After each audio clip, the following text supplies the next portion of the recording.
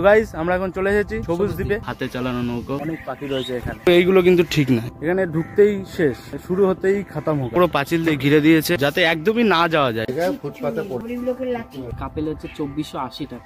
এখন আছি আমরা দাঁড়িয়ে সোমরা বাজার স্টেশন। এখান থেকে আমরা যাব সবুজ দ্বীপ। তোমরা যদি কাটোয়ার দিক থেকে আসতে চাও তাহলে দুটো স্টেশন আছে, সোমরা বাজার আর বলাগড়। কিন্তু সোমরা বাজার যদি নেমে যাও তাহলে এখান থেকে কাছে হবে একদম সবুজ দ্বীপের ঘাট। তারপরে ওখান থেকে নৌকা করে যাব আমরা সবুজ দ্বীপ।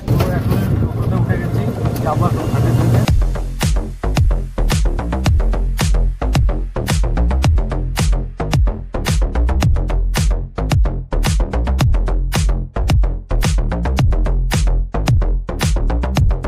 তো আমরা এখন দাঁড়িয়ে আছি সবুজ দ্বীপের ফেরিঘাটের পাশে। তার পাশেই রয়েছে একটা শ্মশান ঘাট।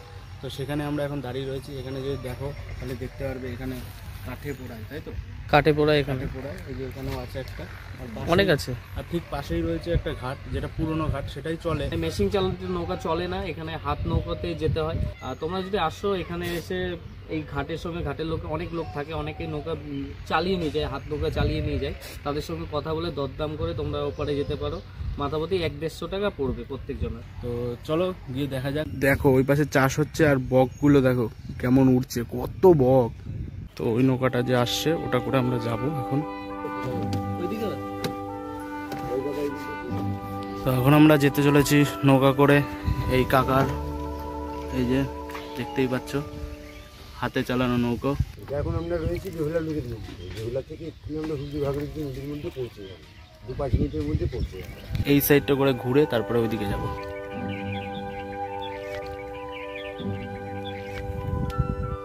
কিছুক্ষণের মধ্যে আমরা ওই গঙ্গার মধ্যে ঢুকতে চলেছি। তো মেন গঙ্গায় এখন আমরা ঢুকতে চলেছি, দেখতেই পাচ্ছ।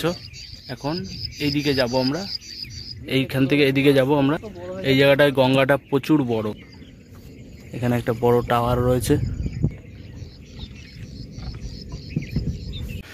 আমরা এখন বর্তমানে মেন গঙ্গায় চলে এসেছি।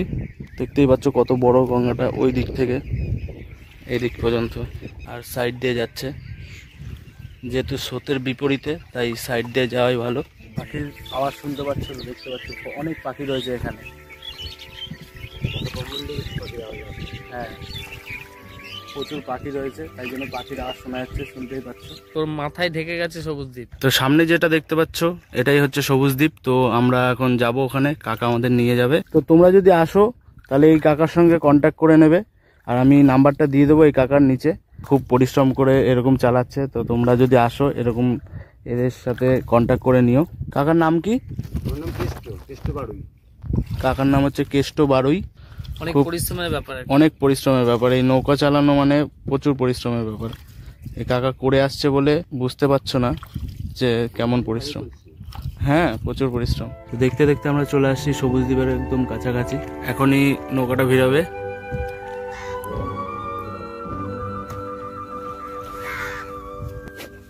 তো গাইস আমরা এখন চলে এসেছি সবুজ দ্বীপে। এখান থেকে আমরা উঠবো ভেতরে, যতটা যাওয়া যায় যাব। তো এখান থেকে উঠেই লেখা রয়েছে লোকনাথ হোটেল অ্যান্ড রেস্টুরেন্ট। এখান থেকে হোটেল রুম পাওয়া যায়, কিন্তু আমরা তো এখানে থাকতে আসিনি। ভেতরে কি কি আছে চলো একটু এক্সপ্লোর করা যাক। ঢুকেই একটা সুন্দর গাছ রয়েছে, আর এখানে একটা টাওয়ার রয়েছে। এখানে উঠে ভিউজটা নেওয়ার জন্য এই টাওয়ারটা। তো এখানে উঠে দেখবো আমরা যে কেমন কি দেখা যাচ্ছে। চলো দেখা যাক উপর থেকে কি ভিউ পাওয়া যায়।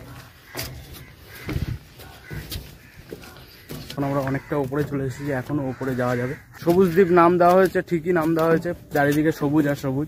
এইগুলো কিন্তু ঠিক না, এখানে যে এইগুলো করে রেখেছে এগুলো একদম ঠিক নয়, ঠিক আছে? আর এখানে খুব সাবধান, অনেক পুরনো, তাই জন্য জং পড়ে অবস্থা খারাপ হয়ে গেছে। তাই আমরা বেশি নাড়াচাড়া করব না, উপর থেকে দেখব।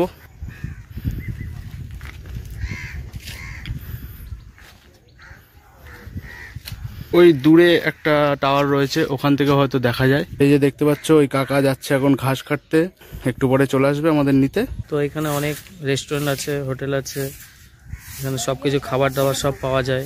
এর মধ্যে ঢোকা যাবে না, মানে তারপর আবার টাকা ফাকা দিতে হবে, তাই তো? অনেক টাকার ব্যাপার। আমরা আগেই বললাম আমরা এখানে থাকতে আসিনি, তাই আমরা সাইড দিয়ে ঘুরবো। এটা হচ্ছে ফেরিঘাট। এখান থেকে আগে ছিল নৌকা আসা যাওয়া করতো, মানে এখনো হয়তো হবে, সিজন এখন অফ সিজন, তার জন্য এরকম ফাঁকা রয়েছে। তো আমরা এখানে যে আসলাম, এখানে ঢুকতেই শেষ, মানে শুরু হতেই খাতাম হো গায়া, ঠিক আছে। সেরকম তোমরা যদি আসো, এই রিসর্ট যদি ভাড়া নাও তাহলে 2100 টাকা হয়তো পড়বে। তো তার জন্য সেটাই আমরা শুনলাম। আর এখানে ঢুকেই পাঁচিল দিয়ে ঘেরা, যাতে ভেতরে না ঢুকতে পারি। এদিক ওদিক কোনো জায়গায় যাওয়া যায় না। ওপাশে গিয়ে দেখলাম জঙ্গল, আর এপাশে ফেরিঘাট। আর এদিকে দেখতেই পাচ্ছ এখান দিয়ে পুরো ধার, গঙ্গার মানে নদীর ধার রয়েছে, আর চারিদিক দিয়ে পাঁচিল দিয়ে ঘেরা রয়েছে, যাতে ওপাশে না যেতে পারি।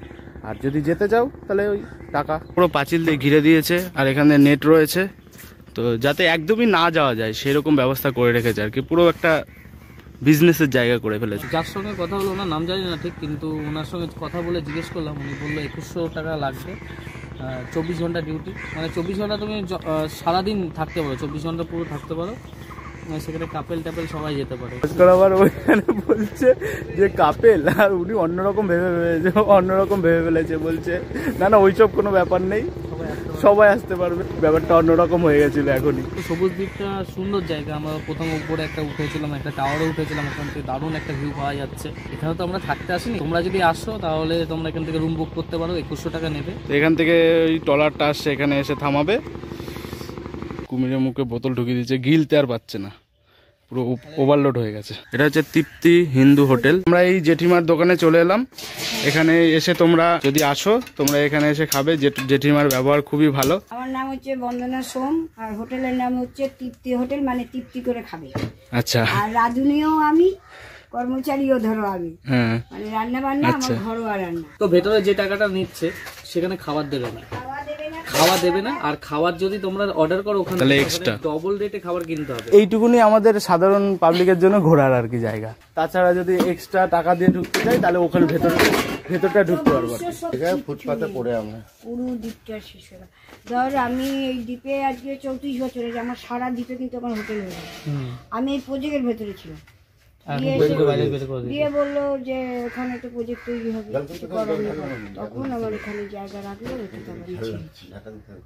এইখানে জায়গা রেখে ভেতর থেকে যা করে দিচ্ছে তোমাদের অ্যাকচুয়ালি পুরোটাই গরিব লোকের লাঠি, আর কিছু হচ্ছে না। কি বলতো, এরা সব সারা বছরের একবার এসে তোরা ওরা দুটো নৌকা বেয়ে খায়। গরিব মানুষদের এইটাই তো। এবার যে কোনো মাঝি এসে বলছে, কি পার্টি এসে বলছে নৌকায় দাম ভাড়া বেশি। এবার এদের পরিশ্রমটাও তোমাদের দেখতে হবে, কেন এরা যেভাবে নিয়ে আসে পাবলিককে, ধরো এতটা ওজনে আনা আবার নিয়ে যাওয়া, তাতে তাদের দুটো পয়সার জন্য এটাতে এত টাকা লাগতো না। আজকে যদি সিস্টেম করতো তাহলে এই এত টাকা লাগতো না, গরিবরাও পেটে দুটো খেতে পারতো।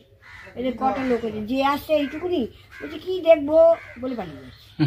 কি বলবো বাবা, তোরা তো আমার সন্তানের বয়স, এখানে 2 নম্বরই ছেড়ে আমি ওখানে যখন জিজ্ঞেস করলাম, বলছি এখানে সবকিছু। তো এখন আমরা এই ঘাটের থেকে নেমে চলে যাচ্ছি ওই পারে, মানে বাড়ি ফেরার পরে। সবুজ দ্বীপ টাটা, সবুজ দ্বীপ বাই বাই, আর আসবো না কোনোদিন। যা বুঝলাম কথা বলে, প্রথমে আমি জিজ্ঞেস করলাম এই একটা দাদার কাছে যে এখানে টিকিট কত, তো ওখানে শুধু রুম ভাড়াই 2100 টাকা বলেছিল। তারপরে আমি এমনি একটা বলছিলাম যে আচ্ছা কাপেল আসলে কত, তারপরে বলছে কাপেল হচ্ছে 2480 টাকা। এখানে আসতে হলে এই নৌকা ধরে আসাটা বেটার ওখানে, কারণ ওখানে 2100 টাকা নর্মালি ভাড়া 2100 টাকা নিচ্ছে। আর এই নৌকাতে আরামসে 150 টাকা এক একজনের মাথা হয়ে যাবে, কারণ অনেকটা পরিশ্রম, অনেকটা রাস্তা দেখলেই তোমরা আসতে স্রোতের উজান থেকে আসতে কতটা খাটনি হয় নৌকা বাইতে তোমরা জানোই সকলে। এই যে এখন আমরা ঘাটের দিকে রওনা দেবো, চলে যাবো। সুদীপ ট্রেনে টাইম দেখছে, আর একটু চলে গেলেই আমরা হচ্ছে ঘাটে পৌঁছে যাবো। এখান দিয়ে লাইন দিয়ে অসংখ্য নৌকো আছে, আর সব নৌকোই খালি পড়ে আছে। কারণ হচ্ছে একটাই, ওখানে রিসর্ট হওয়ার কারণে, অনেক ভাড়ার কারণে মানে মানুষ আসছে কম, আর এই সাধারণ মানুষের পেতে লাথি পড়ছে।